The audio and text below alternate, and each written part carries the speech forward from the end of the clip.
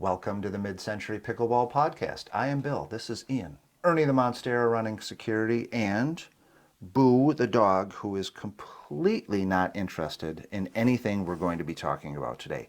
But I think you are going to be interested because we have a paddle review, and Ian, it is a surprise to both of us what we thought of this paddle. Oh yeah, definitely. Huge surprise. I don't want to leave spoilers. I love these paddles. I want to say why. And, these things, yeah, they came out of the gate swinging, right? Yeah. Absolutely. Let's get into the marketing review. This is the first thing we talk about all the time. We take the manufacturer's words and we kind of run them through the ringer a little bit. So here's what they had to say. Elongated paddle shape, added power and reach, an ideal paddle for players who utilize a one-handed backhand. You wanted to talk about reach specifically, and you find this to be a bit of a dubious claim. Yeah, I mean, the paddle is the same length as the Perseus or any other elongated shape. They haven't actually added any length, so it doesn't have added reach. It's really just the same length. But what they've done is just increase the surface area of the paddle face itself. So theoretically, more surface area, I guess you could say that involves more reach. I want to touch upon something, an ideal paddle for players who utilize a one-handed backhand. That's one way to say it. The other way to say it, Ian, is if you use a two-handed backhand, no way you should be using this paddle. You can't use this paddle, not comfortably. Yeah, that is true. That is true. Yeah. I mean, I think if you have average sized hands even, you're not going to feel comfortable doing a two-handed backhand on this paddle, unfortunately. Maybe if you're a child and you like to, you could fit both of your hands on there, good on you. But neither one of us can do it. You got to have some real tiny hands to get two hands on this sucker. So listen, yes, it is ideal for someone who doesn't use a two-handed backhand. Fair to say. Also, lower in the copy from Joola, larger sweet spot allows for better accuracy and forgiveness on miss-hit balls. I agree with that claim. We're going to talk about this. We're going to talk about sweet spot in more detail, but we're kind of like, okay. Yeah. We're in with this. Yeah. And then the final sentence, you want to talk about this a little bit. Time to electrify your game. Explain why they use the word electrify. Right. This is Tyson McGuffin's signature paddle, and he has been called, or maybe just calls himself, I'm not sure. I think that's accurate. The most electrifying man in pickleball. We've got the most electrifying guy in all of sports, not just pickleball. Which is cool. Yeah, you can electrify your game. I felt electrified a little bit. Fair to say, right? These were a little electrifying. We can run through the stats. Not a lot here to talk about with the stats. The Magnus is a little heavier. That stands to reason with the surface area of the paddle. Yeah, it's a little more foam too, right? So you get a little bit extra weight, but not much. Grip length, only 5 inches. We talked about that at length already. This is not for two-handers. A half-inch shorter than the other paddles in the lineup. And then the grip circumference on the 14 millimeter, it is in between. Like on other paddles we have reviewed and are going to review, on the 14 millimeter, it's 4 1/8 inch grip circumference. On the 16 millimeter, it's 4 1/4 grip circumference. This one on the 14 millimeter, right in the middle, 4.1875 inches. I can't even fraction that out in my head. It's somewhere in between the two. I don't know why Joola does this. Yeah, I mean, it's got to be something with the manufacturing process. Maybe, I'm sure they can't. It's a lot of added expense probably to change the paddle grip size, diameter. Yeah. I'm going to throw an overgrip on all of these anyway, maybe 2. Yeah, me too. But, it's something. Just one overgrip for me. Yeah, it's something we wanted to tell you about. So, okay, let's get into the characteristics of this paddle. We touched on it earlier, sweet spot. I love the sweet spot on these.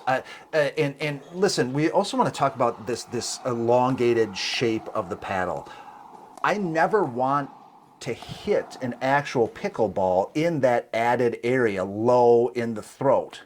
That's true. I don't think this paddle design should work. I never want to hit a paddle down there. I don't see the benefit of it. Right. But then when we talk about things like sweet spot, I do think there's a benefit because I found the sweet spot on the Magnus, both the 14 and the 16, to be delightful. Me too. And I think, with all these Joola paddles, what you're really looking at is kind of those foam edges that come around and give it that diving board effect. What they also do, and what I found actually is much more interesting, is that they make it stable as if you have lead on the paddle. And so, but you don't have to actually add lead, which means you don't have all that extra weight. So you have all the benefits of the lead without the extra weight because they've taken away the honeycomb part of the paddle and just it's like they put the lead on the inside, right? And the same thing down there in the throat. I would assume those little TFP extra foam bits that we talked about in previous paddle reviews, that's the sort of the new element compared to the 3S models or the other ones. Yes, the previous generation. The Tech Flex Power, that's that little added foam in the throat that we've seen. It worked, right? I mean, I think it actually works. It brings the sweet spot down, just as if you'd put lead down there as well. And I really don't think you're sacrificing anything at all because the weight on these paddles is the same as the older generation. To be fair, we did play these paddles stock. We've got several hours in on all of these paddles now. And yes, except for maybe a couple, I did not feel the need to want to add weight to I would say, a good 7 or 8 of these paddles. I thought they played fine stock. Yeah. What about the Magnus? Did you feel like you would add any weight to that? I don't think I would. Not even the 14? Maybe the 14, but the weight I would add would be minimal. I thought no weight at all. I mean, I might experiment with a little tiny, maybe like a gram on the sides, because I usually do add a little bit to the sides. Yeah. But I don't expect that's needed at all. These things play amazingly well. Definitely didn't need it on the 16. No, yeah, the 16, that thing is solid. It is. I felt like I almost couldn't miss hit with it. And that moves us into our next category, stability, and we've touched on it a lot. But Yeah. I thought this to be rock solid. You're going to see some of this in the video. You hit hard drives, and So when I thank you very much. When you're trying to block those back or put a move on them to get them back deep, I felt the stability, especially in the 16 millimeter of the Magnus. I think you're going to say the same thing. Yes, absolutely. The 16 millimeter was the better of the two shapes for stability purposes. I would say the 14 millimeter is a little faster hand speed, but you do sacrifice just a wee bit of that stability, which I think for my game personally, I benefit from the 16 millimeter. So, that's definitely my favorite of the two regarding stability. Yeah. All right, let's move on to power versus control. These are definitely power paddles. Oh, yeah. Yeah, these are definitely power paddles. They hit hard. Yeah, I felt great with control as well, focusing on the stability aspect. As far as up at the net, as far as hands battles, I do think the 16 could be viewed as a little slow. But I did like it in the slow game. How about you? Yeah, no, I like it, definitely. I didn't feel like drops, dinks, or anything really slower, like resets. I didn't feel like you sacrificed anything in control. I mean, you got a power paddle that has this much control. Yeah. That's like a no-brainer, right? And I don't feel like it took a long time to dial it in or anything. It's not like we had to, you need to be really soft with it or something. It just felt very natural. Yeah, I enjoyed it. Hand speed, I do think the 16... something to note, especially with the 16, I think it is more head heavy. I think it's heavy towards the top of the paddle. Now, I enjoy head heavy paddles. Other people are not going to enjoy those as much. So hand speed, I think in a hands battle, if you like a heavy paddle, you'll be fine. Yeah. If you're one of those players at the net whose game is countering, this potentially brings an issue for you as far as speed at the net. Potentially. Yeah, I mean, it isn't quite as fast as a Hyperion or even the Perseus, really. Right. And it's true, the Perseus may be a little better at countering, especially, you don't lose much stability or surface area on the paddle, even just having a little bit extra handle. And you do gain a little bit of hand speed for sure. But I don't know. Again, the more we played with this paddle, the more it just surprised me, because I felt like really the only drawback it had was not being able to put that second hand on the paddle. And I don't know about you, but I've never developed a proper two-hander. I tried to develop a two-hander when I had an injury in my elbow, and I was kind of forced to. And I tried to dial it in, did a lot of reps and drills, and I never really got there. So for me, the Magnus is perfect still. It doesn't seem to cause my forearm to get sore with that extra weight. Some people who have a very sensitive tennis elbow or golf elbow, maybe will see that extra weight hitting their forearm a little bit. It's odd. In my tennis background, I have a two-handed backhand, and I started that way in pickleball. I have let it go. I'm a one-handed backhand player, so the Magnus is absolutely fine for me, but not for some other people. Let's talk about spin real quick. I think the grit on these are there. It's average to good. You can put spin on the ball. What I found, and something I wanted to talk about again with that head heaviness, if you are an ex-tennis player and you like to get some whip on that paddle as you come in contact with the ball, I think you can, with the Magnus, put a move on these pickleballs and generate some spin. It's not generated with the grit. Right. I think it's from the shape of the paddle and the head heaviness. Yeah. To really put a move on that sucker. There's a little dwell in there helping out too. I'd agree with that. I think for drives, they get loopy. When you're at the net, not as much spin. You've seen people who like to do like kitchen spin moves. They get their little backspin going or something.